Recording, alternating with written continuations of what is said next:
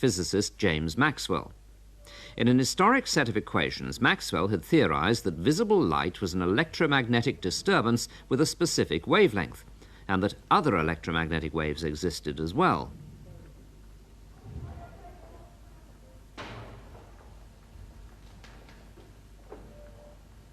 In 1886, Hertz noted tiny sparks jumping from a discharging induction coil to another coil nearby. That seemed to indicate the presence of electromagnetic waves.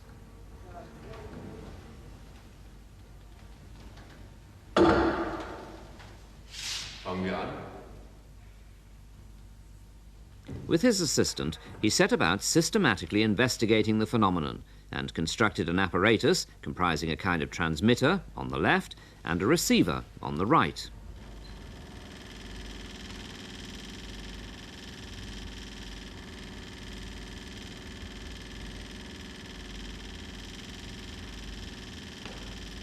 Hertz edged closer to the transmitter.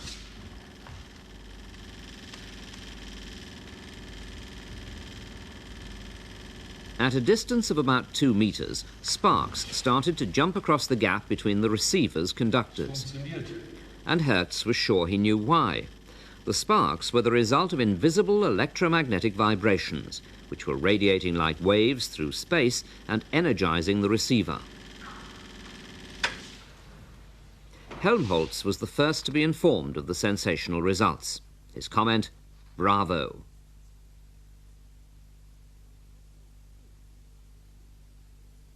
It was Helmholtz, too, who published details of the experiments.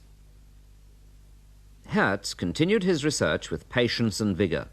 On one occasion, he wrote to his parents, "I'm working like a factory hand, repeating every step 1,000 times over.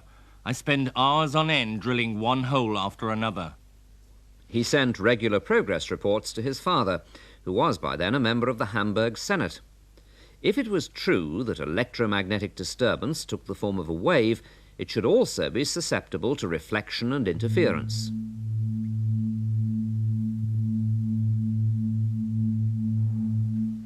At the end of 1888, Hertz set up another experiment in the lecture theatre at Karlsruhe. His aim this time was to show that electromagnetic waves could be bounced off a metal reflector. The entire length of the room was needed for the experiment because Hertz's apparatus, the transmitter on the left and receiver on the right, could only produce radio waves with a wavelength of around 60 centimeters.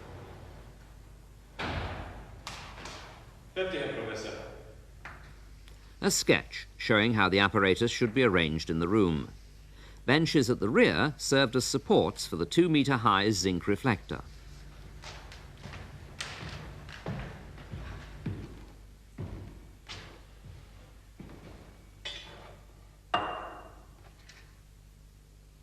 The experiment had to be conducted in darkness to enable the scientists to make out the faint optical phenomena at the receiver.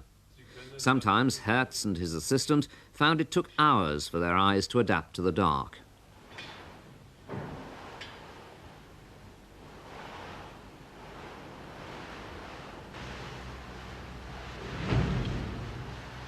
The transmitter was switched on.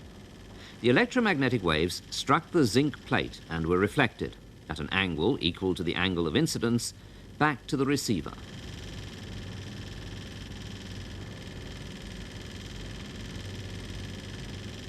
Then, Hertz's assistant stepped into the path of the beam. His body absorbed the waves and spark action at the receiver ceased.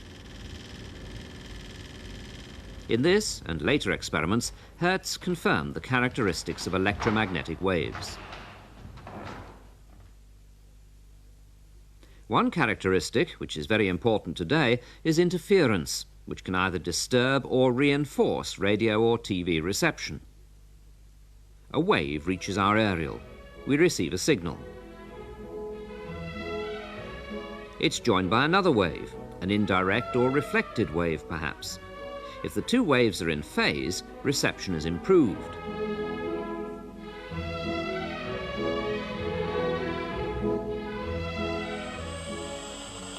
But if they're out of phase, they cancel each other out, and reception is severely impaired.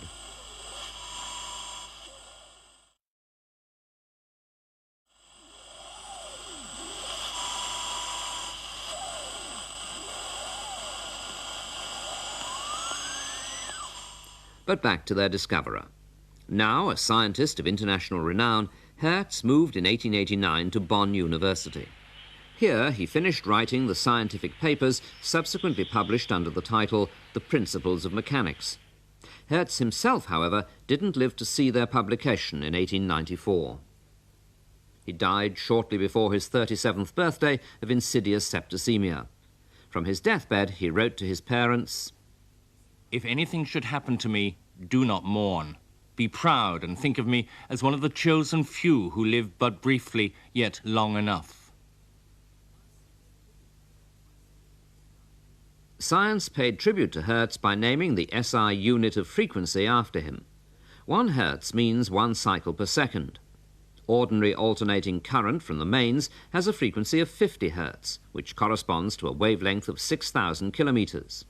Low-frequency waves are 10 times shorter. Next in the spectrum are radio and television frequencies, followed by radar in the microwave band and heat radiation in the infrared range. Even shorter wavelengths are found in the ranges spanning visible and ultraviolet light, and at the furthest end of the spectrum are X-rays and gamma rays.